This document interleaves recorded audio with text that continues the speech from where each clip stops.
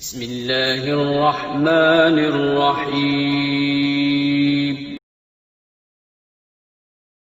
بد نظری سے بچنے کا طریقہ بتا دیں۔ سب سے پہلے تو نکاح ہے۔ نبی صلی اللہ علیہ وسلم نے فرمایا، بخاری مسلم کی حدیث ہے، یا معشر الشباب من استطاع منکم الباءۃ فلیتزوج فإنہ اغض للبصر۔ اے نوجوانوں، تم میں سے جو نکاح کی استطاعت رکھتا ہے وہ نکاح کر لے، اس لیے کہ یہ نگاہ کو جھکانے کی سب سے زیادہ طاقت نکاح میں ہے۔ اب حدیث کے الفاظ دیکھو، اغض یہ کمپیریٹیو ڈگری ہے، اس میں نگاہ کو جھکانے والی جتنی چیزیں ہیں ان تمام چیزوں سے کمپیئر کیا جا رہا ہے۔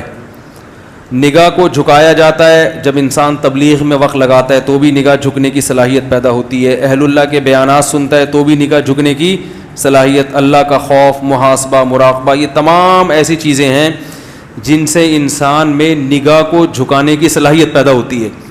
تو آپ صلی اللہ علیہ وسلم نے ان تمام چیزوں سے کمپیئر کیا نکاح کو، فرمایا تمام چیزیں ہیں مگر سب سے زیادہ طاقت نگاہ کو جھکانے کی کس میں ہے؟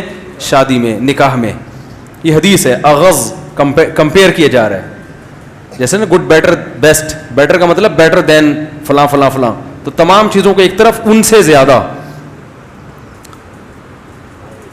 تو سب سے زیادہ پاورفل چیز نگاہ کو جھکانے کی کون سی ہے؟ نکاح۔ نامحرم سے نگاہ جھکانا چاہتے ہو تو نامحرم سے نکاح کر لو، اور لاجیکلی بھی ایسا ہی ہے۔ بھوک برداشت کرنے کی، بھوک کا سب سے بہترین علاج کھانا کھا لو، حلال پیسوں سے روٹی خرید کے کھا لو۔ بھوک کا ایک علاج یہ بھی ہے کہ آپ سوچیں کہ کسی کی روٹی کھانے سے نقصان ہوتا ہے، گناہ ملتا ہے، چرا کے روٹی سے بزرگوں کے بیانات سنیں کہ چوری کے خلاف تبلیغ میں وقت لگائیں، تو ایک احساس پیدا ہوگا بھائی کسی سے روٹی نہیں چھیننی، مگر احساس ہی ہوگا، پھر بھی دل چاہے گا۔ سب سے بہتر حل کیا ہے کہ حلال کماؤ اور روٹی خرید کے کھا لو، پیٹ بھر جائے گا۔ تو تبلیغ والے پھر اگر کوئی دنیا دار آدمی کہے گا بھی نا کہ حرام روٹی کھاؤ تو بھی آپ نہیں کھاؤ گے، بولو گے یار جب حاجت ہی نہیں ہے۔ تو نکاح کرنے سے انسان میں حرام کی خواہش یا تو بالکل ختم ہو جاتی ہے یا کم، کیونکہ جب ایک جو باڈی کی ایک ریکوائرمنٹ تھی وہ جائز طریقے سے پوری ہو گئی ہے تو کوئی اتنا فنٹر نہیں ہوتا کہ ہر وقت ایک ہی خواہش اس پہ مسلط رہے۔ ارے ہر خواہش اللہ نے محدود رکھی ہے نا، اتنا بڑا فنٹر کوئی دنیا میں مرد کا بچہ پیدا نہیں ہوا ٹھیک ہے، کہ اس کی یہ خواہش بھی پوری ہو ہی نہ سکے، ایک حد تک ہے، اس سے آگے نہیں ہے۔ تو اس لیے شریعت نے جائز کو فوکس کیا ہے کہ حلال میں وسعت پیدا کرو تو حرام میں کی طرف دل چاہے گا ہی نہیں، اور پھر تھوڑا بہت جو چاہے گا تبلیغ میں وقت لگاؤ وہ اس سے کور ہو جائے گا۔ اہل اللہ کے اصلاحی تعلق قائم کرو۔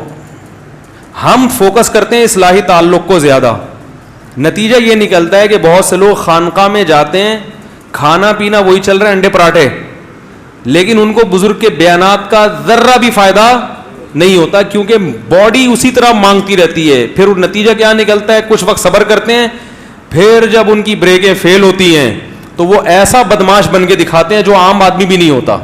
اس لیے کہتے ہیں صوفی جو ہے نا، صوفی یا تو بہت نیک ہوگا، بدماش ہوگا تو بہت ٹائٹ قسم کا بدماش ہوگا۔ اس میں صوفیوں میں درمیانی ٹائپ کے لوگ نہیں ہوتے تو یہ ہے۔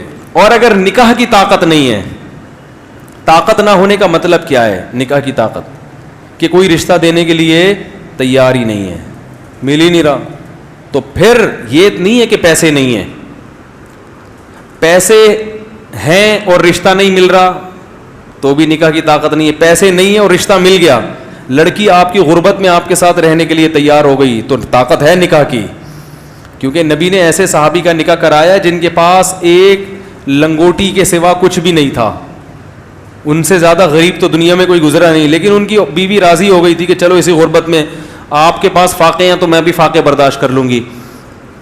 تو نبی نے ان کو تو نہیں کہا کہ تم میں تو نکاح کی طاقت ہی نہیں ہے۔ بھئی یہ عورت کا مسئلہ ہے نا، وہ کہہ رہی ہے آپ کی اس تنخواہ میں گزارے کے لیے تیار ہوں، تو جب وہ تیار ہے تو آپ کو کیوں بیچ میں ٹانگ اڑا رہے ہو؟ یار بات ہی نہیں سمجھ میں آ رہی لوگوں کے۔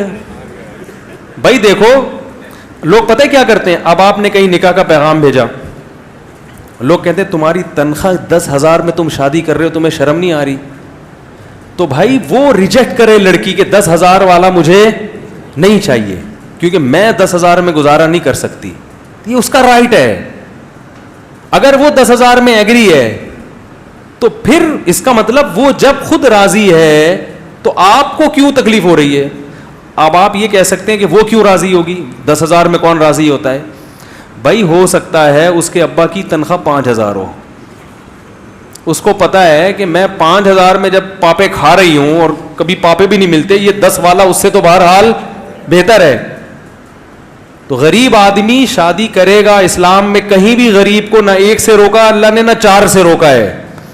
غربت نکاح میں رکاوٹ ہے ہی نہیں. مرد کے لیے, عورت کی بات نہیں کر رہا, مرد کے لیے رکاوٹ نہیں, عورت کے لیے رکاوٹ ہے. عورت کہہ سکتی ہے بھائی میں نے اپنے ابا کے یہاں ڈیفینس کلفٹن میں نے ٹائم گزارا ہے اور ہمیشہ پیزے برگر کھائے ہیں, تم 10,000 میں کیا سموسے بھی نہیں لا سکتے, تم تو پاپے بھی نہیں کھلا سکتے. تو ٹھیک ہے, اس کو رائٹ ہے وہ نہیں کرے, کیونکہ اس کو اپنے لیول کا بندہ چاہیے. مرد کے لیے غربت نکاح میں رکاوٹ نہیں ہے. اگر رکاوٹ ہوتی تو قرآن یہ تھوڑی کہتا کہ نکاح کرا دو, کر لیا کرو. ان یکونوا فقراء یغنیہم اللہ من فضلہ, اگر فقیر ہوگے تو اللہ اپنے فضل سے غنی کر دے گا. اللہ تو یہ کہتا ہے اگر فقیر ہو تو نہیں کرو, پیسے آنے دو پہلے. اسی طرح بخاری کی حدیث ہے باب تزویج المعسر, صحیح بخاری میں, غریب کی شادی. امام بخاری نے دیکھو باب کیسا باندھا, غریب کی شادی. پھر اس میں یہ حدیث ذکر کی ہے کہ ایک صحابی کے پاس ایک ازار تہبند, اوپر کی قمیض بنیان بھی نہیں ہے, صرف تہبند باندھ کے بیٹھے ہوئے ہیں. ان کی شادی کرائی نبی نے. ان کے پاس مہر کے لیے ایک انگوٹھی بھی نہیں تھی, لوہے کی انگوٹھی بھی نہیں تھی مہر کے لیے, ان کے پاس کچھ بھی نہیں تھا. مگر عورت جب راضی ہے تو وہ اس لیے راضی ہو گئی ہوگی, اس نے کہا ابھی تو میرے پاس کچھ بھی نہیں ہے, تو کم از کم ایک کمانے والا میاں تو مل جائے گا نا. بھائی جیسے یہ کچھ بھی نہیں ہے لیکن پھر بھی زندہ ہے نا, اس کا مطلب کچھ نہ کچھ تو کما کے کھا لیتے ہوں گے نا, کبھی فاقہ کبھی کھا لیا. تو ہم بھی اسی طرح لائف گزاریں گے, اس حالت سے تو بہتر ہوگی جو اب گزر رہی ہے. او بھائی کیا ہو گیا؟ تو یاد رکھو آپ کی تنخواہ کم ہے تو بھی آپ شادی کریں, زیادہ ہے تو بھی. زیادہ ہونے کا فائدہ کیا ہوگا؟ مالدار لڑکیاں کی آپ کے نکاح کی پیشکش قبول کریں گی. آمدن کم ہونے کا نقصان کیا ہوگا؟ مالدار رشتے نہیں ملیں گے, ہاں اپنے سے غریب مل جائیں گے. تو اصول تو یہی ہے کہ جیسے خود ہو اسی حساب سے. آپ کی تنخواہ 10,000 ہے تو 10 لاکھ والے کو پیغام کیوں بھیج رہے ہو؟ شرم نہیں آتی معذرت کے ساتھ؟ تو جو آدمی کہہ رہا ہے میری تنخواہ کم ہے اس لیے میری شادی نہیں ہوتی, تو جھوٹ بول رہا ہے. آپ کی تنخواہ کم ہے اس لیے آپ کی شادی آپ کی تنخواہ زیادہ والوں سے نہیں ہوتی, کم والوں سے ہو جائے گی. نہیں آ رہی ہے سمجھ میں الحمدللہ. تو غربت نکاح میں رکاوٹ, ایک دھیلا بھی نہیں ہے جیب میں تو بھی شادی کرو, بشرطے کہ رشتہ مل جائے. آپ ٹرائی کرتے رہیں. ہاں رشتہ نہیں مل رہا, جیسے کہ ملنے کا چانس ہے بھی نہیں, کیونکہ لوگ لڑکی والے سب سے پہلے لڑکے کے پیسے دیکھتے ہیں, تو ان کو حق ہے کہ وہ دیکھیں. تو کوشش جاری رکھو, اگر مل گیا تو آپ ایسی غریب مل جائے گی. بعض دفعہ اور لڑکی مالدار ہوتی ہے وہ پھر بھی غریب سے اس لیے کر لیتی ہے کہ وہ کہتی ہے ایجوکیٹڈ بندہ ہے, شریف آدمی ہے, مارکیٹ میں شریف لوگ کیا چل رہے ہیں, شارٹ چل رہے ہیں. وہ کہہ رہی پیسے میں کھلاؤں گی, کوئی مسئلہ نہیں ہے, شادی کرو. تو لیکن کم ہی کرتی ہیں اور کرنی بھی نہیں چاہیے, کیونکہ وہ بندہ پھر جب بیوی پہ ڈیپینڈنٹ ہو جاتا ہے نا, پھر گیا مسئلہ خراب ہو جاتا ہے, وہ حقوق نہیں ادا کرتا اور پھر پیڑے کھاتا ہے بیٹھ کے. تو عورت کو چاہیے اگر کوئی غریب سے کر رہی ہے تو دیکھے کہ چلو غربت تو برداشت کر رہی ہوں, بندہ تو ٹھیک ہونا, کہیں میری دولت پہ نظر رکھ کے نہ بیٹھ جائے.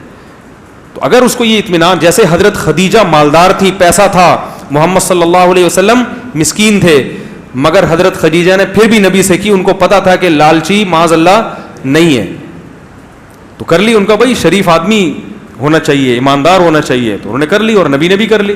نبی کی تو غربت دور ہوئی حضرت خدیجہ سے نکاح کر کے. نہیں آ رہی ہے الحمدللہ. یہ تکیہ کلام بن چکا ہے, کوشش کر رہا ہوں نکالوں اس کو, تو اس کا اپوزٹ لفظ جب زبان پہ لاؤں گا تو نکلے گا. یہ آ رہی ہے سمجھ میں الحمدللہ, ٹھیک ہے. تو جتنے غریب غربا یہاں بیٹھے ہوئے ہیں گھبرائیں مت.